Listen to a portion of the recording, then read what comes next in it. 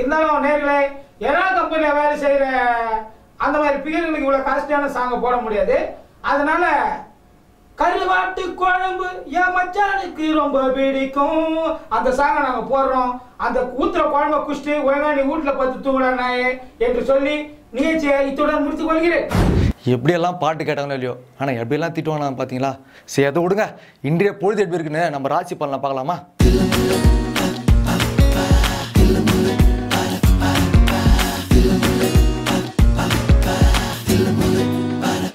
வணக்கம் நேயர்களே, எங்க கிளம்பிட்டீங்க? ஒழுங்கு மரியாதையா இன்றைய ராசி பலனை கேட்டு போங்க, இல்ல ஊடு பூந்து வந்து ஒதுப்பேன். இன்றைய ராசி பலனை பார்ப்போமா? முதல்ல பார்க்க இருக்கிறது சிம்ம ராசி நேயர்களே. சிங்கம் மாதிரி சீராதீங்க, அசிங்கமாயிடும். வீட்டில் பழுத சாப்பிட்டுட்டு வெளியே வந்து பிரியாணி சாப்பிட்ட மாதிரி சீன் போடுற பார்ட்டி நீங்க. தயவு செய்து மறந்து கூட ஏப்ப விட்டுறாதீங்க, ஏறி மறிச்சிருவானுங்க. கன்னிராசி நேயர்களே, கண்ணியமா வாழுங்க. கன்னி பொண்ணு பின்னாடி போகாதீங்க, கண்ணம் பழுத்துரும். உங்களை பற்றி எனக்கு நல்லா தெரியும். நாயுடு பொம்மைக்கே லவ் லெட்டர் கொடுத்து அடி வாங்கின பார்ட்டி தானே நீங்கள். இதை ஏன் நான் உங்களுக்கு திருப்பி திருப்பி சொல்கிறேன்னா, காலையில் தான் ஒரு பொண்ணுக்கிட்ட தர்ம அடி வாங்கினேன். கடகராசி நேயர்களே, கடை பக்கம் போயிடாதீங்க. அண்ணாச்சி கடையில் 3 மாதம் அக்கௌண்ட் பாக்கியம். அண்ணாச்சி திருப்பாச்சி அருவாவை தீட்டி வச்சிருக்காவ. ரொம்ப ப்ரெஷர் கொடுத்தா ஏரியாவை காலி பண்ணிடுங்க. ஏன்னா கடங்காரகிட்டே கடை வாங்குற பார்ட்டி நீங்க. எதுக்கோ சோத்துல கொஞ்சம் உப்பு அதிகமா சேர்த்துக்கங்க.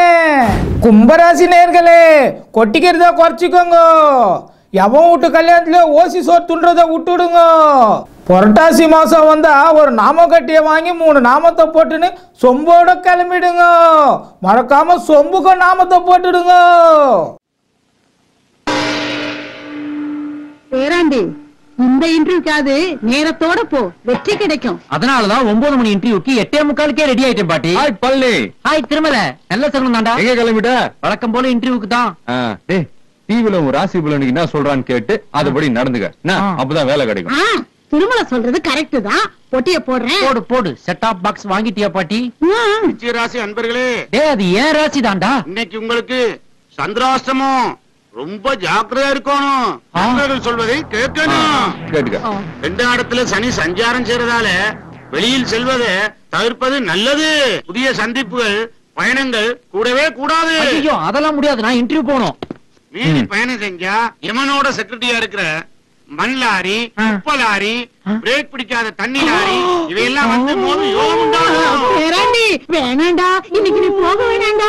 2ல ராகுவும் 8ல கேதுவும் இருக்கிறதால தோல் சம்பந்தமான பொருட்களை ஒதுக்கணும். லெதர்லாம் போடக்கூடாதாண்டா பாட்டி. நீ ஷூவை கழட்டு, பெல்ட் கழட்டு. செவ்வாய் நீச்சம், புதன் வைக்கிறோம். அதனால சிவப்பு, நீலம் இந்த கலர்களை அறவே ஒதுக்கணும். டேய், அதத்தான் நான் இப்ப போட்டிருக்கிறேன். ஆஹா, பெண்டிட் லைக் பெக்காம் மாதிரி ஆக்கி விட்டீங்களா? ஏண்டா உள்ள ஜட்டிலாம் போட மாட்டியா? இதுதான் போடுவியா? இது எங்க தாத்தா ஓடுறான். இன்டர்வியூக்கு போட்டு போனா லக்குன்னு பாட்டி தாண்டா உருவி கொடுத்துச்சு. ஓடு போட்ட வஸ்திரத்தால மானக்கேடு ஏற்படலாம். ஐயோ டேய், இதை எடுத்தாதாண்டா மானக்கேடு. இதையே எடுத்தாடா. கிழக்கு, மேற்கு, வடக்கு மற்றும் தெற்கு. ஐயோ, இதை தவிர வேறு திசைகளே கிடையாது ஐயா.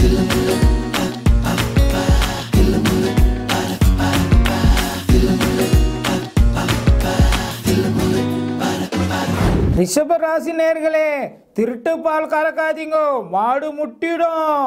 திருட்டுத்தனமா ரெக்கார்ட் டான்ஸ் பார்க்க போகாதீங்க, ரைடு அதிகம். தனுஷ் ராசி நேயர்களே, தனுஷ் படமா பாருங்க, தினசா பிகருங்க மாட்டோம். துலாம் ராசி நேயர்களே, தூரமா இருந்தாலே உங்களை துல்லியமா கண்டுபிடிச்சிருவாங்க. ஏன்னா நீங்க தான் கீஞ்ச பேண்ட்டும் கீஞ்ச சட்டையும் போட்டுக்கின்னு ஒரு காலில் ரப்பர் செருப்பும் ஒரு காலில் லெதர் செருப்பும் போட்டுன்னு ரேமன்ஸ் அட்வர்டைஸ்மெண்ட் மாதிரியே ஸ்டில்லு குடிப்பீங்க. மீதி ராசி நேயர்களே, உங்களை பற்றி சொல்லலைன்னு வருத்தப்படாதீங்க. சொல்கிற அளவுக்கு நீங்கள் ஒன்றும் பெரிய கலெக்டரும் கிடையாது, கைட்னவரும் கிடையாது. அடுத்த வாரம் சந்திப்போமா? நன்றி, வணக்கம்.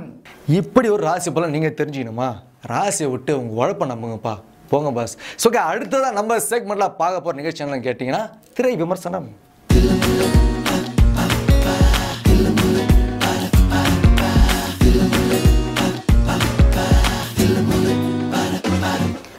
நேயர்களே, இந்த வாரம் நம்ம பார்க்க போற முதல் திரைப்படம் பொய்யாண்டி. கதை கேட்டார் போல கதையின் நாயகன் ஒரு புழுவாண்டி. இது ஒரு கிராமத்து கதை. ஜப்பான், பிரான்ஸ், அமெரிக்கா போன்ற நாடுகளை அழகா படம் பிடிச்சு காட்டியிருக்காங்க. கிராமத்தை அழகா காட்டுறதா எண்ணி காலங்காத்தால மரத்தடியில சொம்போடு ஒதுங்குறவங்கள சென்சார் இல்லாம காட்டியிருக்குது சற்று ஓவர் தான். வெள்ளத்தில் ஹீரோயின் அடித்து போக அந்த விஷயம் ஹீரோவுக்கு 2 நாள் கழித்து தெரிய வர ஹீரோ ஷார்ட்கட்டில் சென்று கம்மாயில் கால் வைத்து வெள்ளத்தை தடுத்து நிறுத்தி ஹீரோயினை காப்பாற்றுவது சற்றும் மிராக்கல்.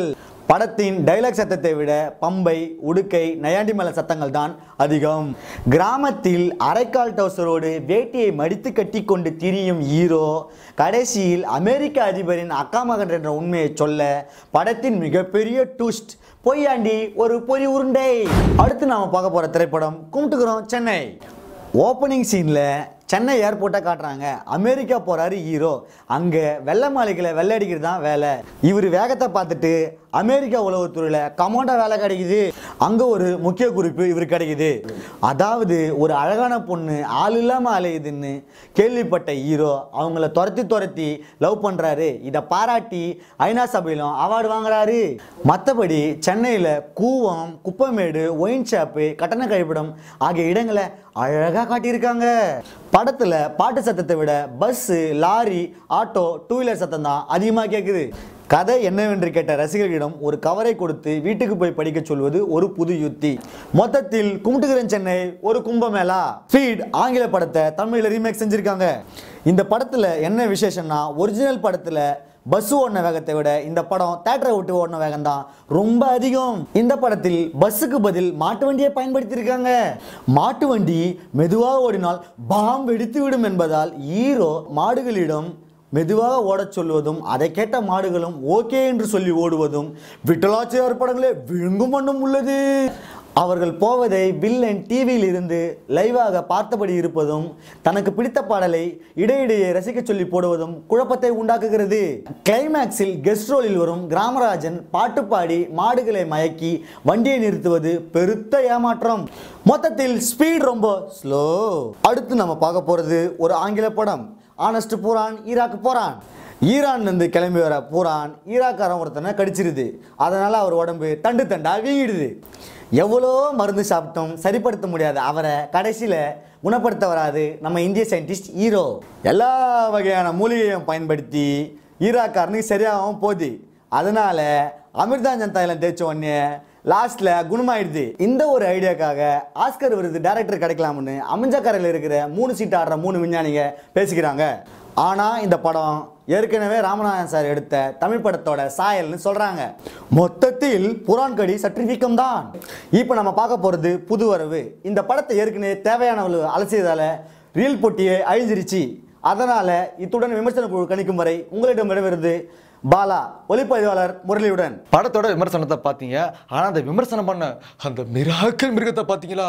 ஐயோ அம்மா. அடுத்துதான் நீங்க பார்க்க போற ஷோ சொல்லுவதெல்லாம் டர்.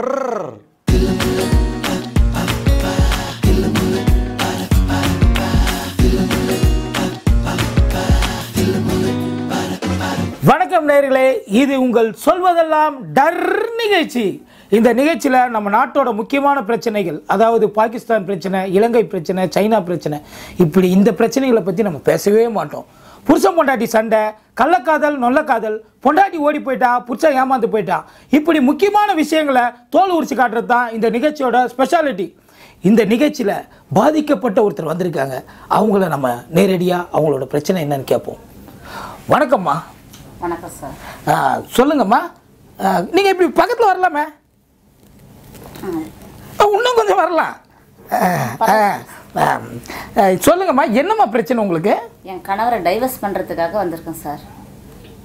டைவர்ஸ்? இன்னும் கொஞ்சம் கிட்ட வரலாமே.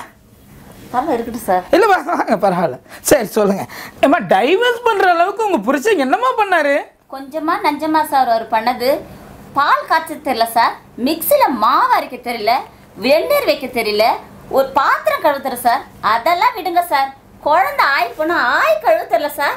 ஏம்மா, நீங்கள் உங்கள் புருஷனை பற்றி சொல்கிறீங்களா இல்லை உங்கள் வீட்டு வேலைக்காரனை பற்றி சொல்கிறீங்களா? புருஷனை பற்றி தான் சார் சொல்கிறேன். ஏம்மா, ஒரு குழந்தை ஆய் போனா அதை கூட நீங்கள் கழுவ மாட்டீங்களா? நான் பேங்க்ல கேஷியராக இருக்கேன் சார். ஆயில கை வச்சுட்டு கேஷ்ல கை வச்சா மக்கள்லாம் ஆய் கோயின்னு கத்த மாட்டாங்க சார்.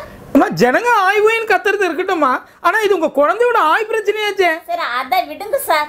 ஒரு வீட்டை கூட்ட சொன்னா எனக்கு மேக்ஸ்ல வீட்டெல்லாம் என்னால கூட்ட முடியாது, கணக்கு வராதுன்னு சொல்றாரு சார். ஏம்மா நீங்க எந்த வேலையும் செய்ய மாட்டீங்களா? எனக்கு டைம் இல்லை சார்.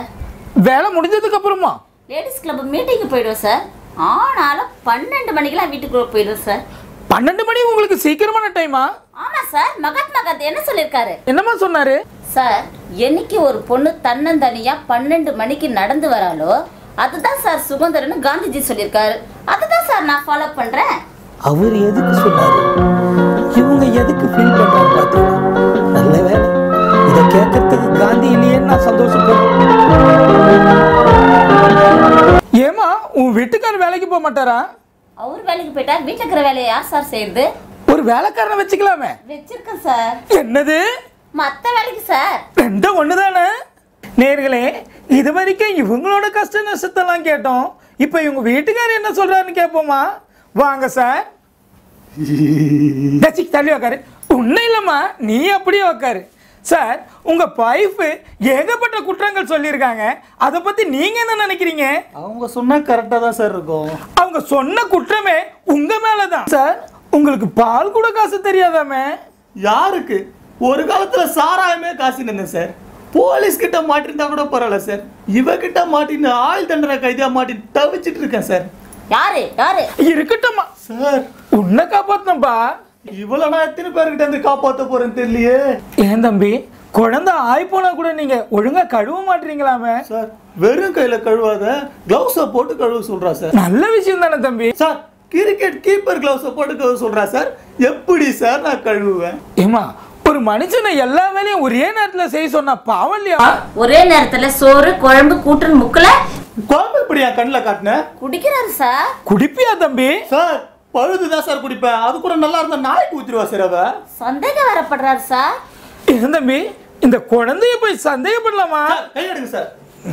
அப்படி என்னமா சந்தேகப்பட்டான்? நைட்டு லேட்டா ஆனா கூட வேலை பார்க்குறவரு இட்டுன்னு வந்து விடுறாரு சார், அதுக்கு சந்தேகப்படுறாரு சார். ஏன் தம்பி? கூட்டின்னு வந்து விட்டா பரவாயில்ல சார், நைட்டு இங்கேயே தங்கிக்கிறான், யாருங்க வர எடுத்து கட்டிக்கிறான், காலையில போகும்போது கூடியே கூட்டின்னு போயிடுறான். ஏய் அவன் வேணா மரியாதை கெட்டுடா சார். அவர் என்ன தேட்டருக்கு கூப்பிடுவார் சார். நான் ஒரு கல்யாணம் ஆன பொண்ணு, நான் எப்படி அவர் கூட தனியாக போக முடியும்? அதனால இவரை கூட்டின்னு போவேன் சார். தேட்டருக்கு போய் இன்னொரு ஆம்பளை பக்கத்தில் உட்கார முடியாது, அதனால 2 பேருக்கு நடுவில் உட்காந்துப்பேன் சார். அவன் ஏய் அவரு தியேட்டர்ல சும்மா படம் பாப்பாருன்னு கேளுங்க சார். என்னமா பண்ணுவாரு? காமெடி சீன் வந்தா தொடைய தட்டுவார் சார்.